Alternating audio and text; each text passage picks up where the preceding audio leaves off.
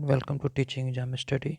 दोस्तों डिस्कस करेंगे केंद्रीय शिक्षक पात्रता परीक्षा सीटेट की जो एग्ज़ाम होने वाली है फरवरी में, उससे संबंधित बाल विकास एवं शिक्षा शास्त्र यानी सीडीपी के 30 इम्पोर्टेंट प्रश्न, जो कि ये प्रैक्टिस सेट नंबर 2 है और यूथ पब्लिकेशन की बुक से ये प्रैक्टिस सेट 2 ली गई है।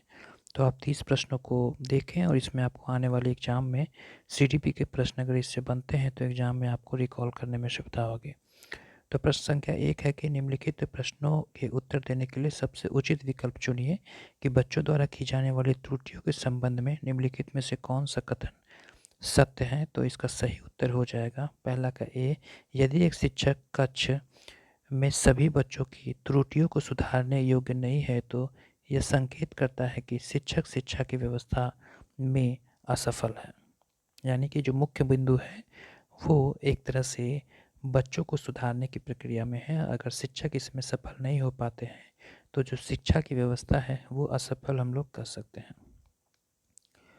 प्रश्न संख्या 2 है कि नर्सरी कक्षा में शुरुआत करने के लिए कौन सा विषय वस्तु सबसे अच्छी है। तो उत्तर हो जाएगा 2 का बी, मेरा परिवार। प्रश्न संख्या 30 है कि प्राथमिक कक्षा में सकारात्मक वातावरण निर्मित करने के लिए एक शिक्षक को क्या करनी चाहिए। तो तीसरा का ए हो जाएगा, विभेद नहीं करना चाहिए और प्रत्येक बच्चों के लिए समान लक्ष्य सुनिश्चित करना चाहिए। चौथा का प्रश्न है कि एक बच्चा को जो डैश से ग्रस्त है वह 100 और वाज या न्यूक्लियर और अनक्लियर में अंतर नहीं कर सकता है। तो ये कैसी एक विकार है? डिसलेक्सिया है, शब्द जबलिंग विकार है, डिसलेक्सीमिया है या डिस्मोफीमिया है। तो इसका सही उत्तर हो जाएगा ए, डिसलेक्सिया है। क्वेश्चन संख्या 5 है कि निम्नलिखित में से कौन सी विशेषता समस्या समाधान उपागम का विशेष चिन्ह है। समस्या मौलिक होती है, सही उत्तर प्राप्त करने को सामान्यतः एक उपागम होता है, यह समस्या केवल एक सिद्धांत प्रकरण पर आधारित होता है, यह समस्या कथन में संकेत अंतर्निहित रूप से दिया जाता है। तो 5 का उत्तर हो जाएगा डी, सबसे उपयुक्त विकल्प है कि समस्या कथन में संकेत अंतर्निहित रूप से दिया जाता है। क्वेश्चन संख्या 6 है कि प्रतिभाशाली जो विद्यार्थी हैं उसमें क्या लक्षण होते हैं।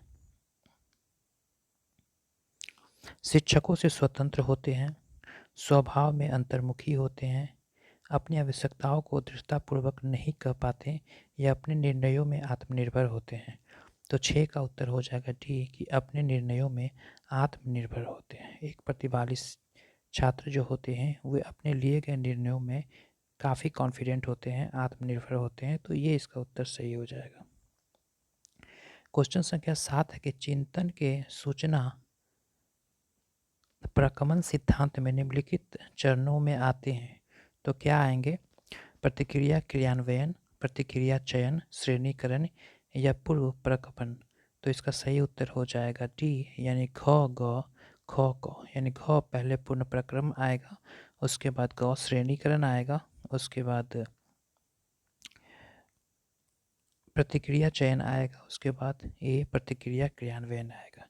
तो ये सही क्रम है। प्रश्न संख्या 8 है कि सीखने संबंधी नियोक्ताएं सामान्यतः।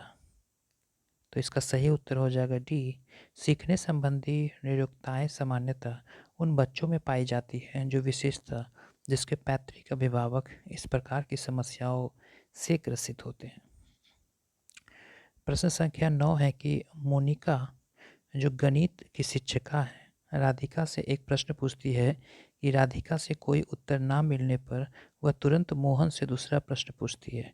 जब उसे महसूस होता है कि मोहन उत्तर बताने में संघर्ष कर रहा है तो वह अपने प्रश्न के शब्दों को बदलती है। तो मोनिका की यह प्रवृत्ति प्रदर्शित करती है कि मोनिका की यह प्रवृत्ति क्या प्रदर्शित करती है। तो उत्तर हो जाएगा 9 का सी, कि मोहन का पक्ष लेकर लिंग भूमिकाओं में रूढ़िवादिता को बढ़ावा दे रही है।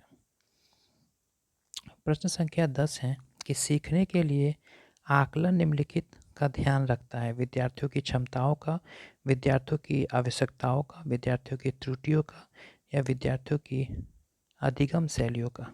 तो इसका सही उत्तर हो जाएगा कि विद्यार्थियों की आवश्यकताओं का, यानी ऑप्शन नंबर बी इसका सही उत्तर होगा। प्रश्न संख्या 11 है कि एक समान जुड़वा भाइयों में से एक को सामाजिक आर्थिक रूप से धनाढ्य परिवार द्वारा गोद लिया जाता है और दूसरे को एक निर्धन परिवार द्वारा 1 वर्ष के बाद उनके बुद्धि लब्धांक के बारे में निम्नलिखित में से क्या अवलोकित होने की संभावना अधिक होगी। तो 11 का जो उत्तर हो जाएगा वो सी कि सामाजिक आर्थिक स्तर बुद्धि लब्धांक को प्रभावित नहीं करता है। आगे है क्वेश्चन नंबर 12 कि निम्नलिखित में से कौन सा सूक्ष्म गतिक कौशल का उदाहरण है? दौड़ना, लिखना, चढ़ना या फुदकना। तो 12 का उत्तर हो जाएगा बी, लिखना। निम्नलिखित में से कौन सा सूक्ष्म गतिक कौशल का एक उदाहरण है? तो लिखना एक सूक्ष्म गतिक कौशल का उदाहरण है। प्रश्न संख्या 13 काफ़ी इंपॉर्टेंट है कि वाइगोस्की के सिद्धांत का निहितार्थ क्या है? तो 13 का जो उत्तर हो जाएगा वो हो जाएगा कि सहयोगात्मक समस्या समाधान। प्रश्न संख्या 14 है कि किशोर डैश का अनुभव कर सकते हैं। तो किशोर जो हैं वो दुश्चिंता और स्वयं से सरोकार का अनुभव कर सकते हैं। ये ऑप्शन संख्या ए इसका सही हो जाएगा। प्रश्न संख्या 15 है कि शारीरिक रूप से सक्षम बच्चों को सामान्यतः डैश क्या होता है? डिस्थीमिया, डिस्कैल्कुलिया, डिसलेक्सिया या डिस्ग्राफिया। तो उत्तर हो जाएगा डी, डिस्ग्राफिया। कि शारीरिक रूप से सक्षम बच्चों को सामान्यतः डिस्ग्राफिया होता है। आंशिक पुनर्वलन क्या है? आंशिक पुनर्वलन जो है वो सतत पुनर्वलन की अपेक्षा अधिक प्रभावी होती है, यानी ऑप्शन नंबर डी इसका सही हो जाएगा। प्रश्न संख्या 17 है कि एक सशक्त विद्यालय अपने शिक्षकों में निम्नलिखित योग्यताओं में से किसे सर्वाधिक बढ़ावा देगा? तो 17 का उत्तर हो जाएगा बी, यानी प्रतिस्पर्धात्मक अभिवृत्ति को। प्रश्न संख्या 18 है कि निम्नलिखित में से अंतः विषयी अनुदेशन का सर्वोत्कृष्ट लाभ यह है कि क्या? तो इसका ऑप्शन का आंसर हो जाएगा बी, कि विद्यार्थियों को सीखे गए ज्ञान का बहु संदर्भों में अनुप्रयोग करने और सामान्यीकृत करने का अवसर दिए जाते हैं। प्रश्न संख्या 19 है कि वे शिक्षार्थी जो संबद्ध ज्ञान और शैक्षणिक दक्षता की हार्दिक इच्छा प्रदर्शित करते हैं उनके पास क्या होती है? तो 19 का आंसर हो जाएगा निष्पादन उपागम अभिविन्यास। ए नंबर ऑप्शन इसका सही उत्तर हो जाएगा। क्वेश्चन नंबर 20 है कि शिक्षक खाली स्थान के अलावा निम्नलिखित सभी को करते हुए समस्या समाधान को विद्यार्थियों के लिए मज़ेदार बना सकता है। तो 20 का उत्तर हो जाएगा बी, यानी कि जब विद्यार्थी स्वयं से कोई कार्य करने की कोशिश कर रहे हो तो उससे परिपूर्णता की अपेक्षा करना। क्वेश्चन नंबर 21 है कि भाषा में अर्थ की सबसे छोटी इकाई क्या है? रूपिम है, स्वमिम है या संकेत प्रयोग विज्ञान है या वाक्य है? तो 21 का उत्तर हो जाएगा स्वनिम। 22 नंबर प्रश्न है कि बहुबुद्धि सिद्धांत निम्नलिखित निहितार्थ देता है सिवाय किसके सिवाय? तो 22 का उत्तर हो जाएगा सी, कि बुद्धि प्रकमन संक्रियाओं का एक विशिष्ट समुच्चय है जिसका प्रयोग समाधान के लिए किया जाता है। प्रश्न संख्या 23 है कि निम्नलिखित में से कौन सा सीखने के लिए अधिकतम रूप से अभिप्रेरित करता है? असफलता से बचने के लिए अभिप्रेरणा, बहुत सरल या कठिन लक्ष्यों को चयन करने की प्रवृत्ति, लक्ष्यों को प्राप्त करने में व्यक्तिगत संतुष्टि या ब्राहा कारक। तो 23 का उत्तर हो जाएगा सी, यानी लक्ष्यों को प्राप्त करने में व्यक्तिगत संतुष्टि। प्रश्न संख्या 24 है कि बुद्धि लब्धांक सामान्यतः डैश के रूप में शैक्षणिक निष्पादन से संबंधित होते हैं। तो 24 का उत्तर हो जाएगा ए, कि बुद्धि लब्धांक सामान्यतः उच्च रूप में से शैक्षणिक निष्पादन में संबंधित होते हैं। 16 वर्षीय बच्चा बुद्धि लब्धि परीक्षण में 75 अंक की प्राप्त करता है, उसकी मानसिक आयु डैश वर्ष होगी। तो 25 का उत्तर हो जाएगा सी, 12। विद्यार्थियों के पोर्टफोलियो के लिए सामग्री का चयन करते समय डैश का डैश जरूरी होना चाहिए। तो 26 का उत्तर हो जाएगा बी, कि विद्यार्थियों के पोर्टफोलियो के लिए सामग्री का चयन करते समय विद्यार्थियों का समावेशन जरूरी होना चाहिए। प्रश्न संख्या 27 है कि सफल समावेशन का निम्नलिखित की आवश्यकता होती है सिवाय। तो 27 का उत्तर हो जाएगा बी, पृथक्करण। 28 नंबर प्रश्न है कि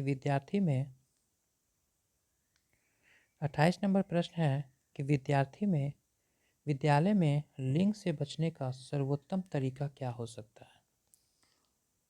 तो 28 का उत्तर हो जाएगा ए, कि शिक्षकों द्वारा उनके लिंग पक्षतापूर्ण व्यवहारों का अधिसंज्ञान करना। आगे देखते हैं क्वेश्चन नंबर 29 कि शैक्षणिक क्षेत्रों में निष्पादन के आधार पर शैक्षणिक क्षेत्रों में निष्पादन के स्तर को बढ़ाने का औचित्य स्थापन के लिए किस आधार पर किया जा सकता है। तो 29 का उत्तर हो जाएगा, यह व्यक्तिगत भिन्नताओं को संतुष्ट करता है। प्रश्न संख्या 30 है कि विद्यालय में नियमित उपस्थिति के लिए वंचित बच्चों को प्रोत्साहित करने का निम्नलिखित में से कौन सा तरीका सर्वाधिक उपयुक्त होगा। तो 30 का उत्तर हो जाएगा आवासीय विद्यालय खोलना। तो ये सीटीपी के 30 महत्वपूर्ण प्रश्न थे यूथ पब्लिकेशन के बुक से।